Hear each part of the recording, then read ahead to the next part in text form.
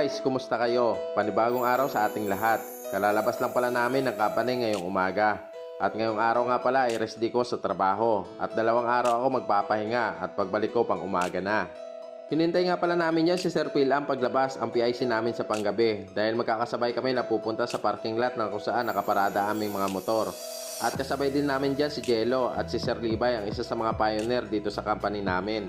At ayan, tuwang-tuwa yung dalawa dahil nakasama sila sa vlog ko. Dito nga pala sa company namin ay halos mga babae. Kaya kung nakikita nyo yung mga nakakasalubong at nakakasabay namin ay mga babae. At nagkakatuwaan pa kami dyan habang naglalakad papuntang parking lot. Dahil ini-enjoy lang namin na maiksing minuto na magkakasama kami.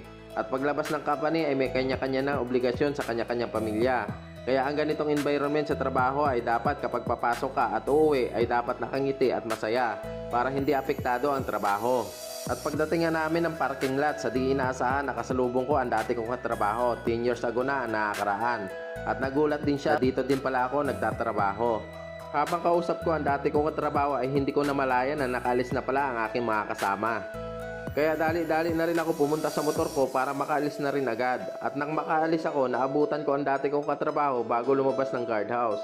Pero hindi ko siya nakasabay dahil iba ang way niya pa uwi sa tinutuluyan niyang bahay. At paglabas ko nga ng guardhouse, napansin ko napakaganda ng panahon, napakaaliwalas na kalangitan at napakasarap ng dampi ng simoy na hangin na medyo malamig.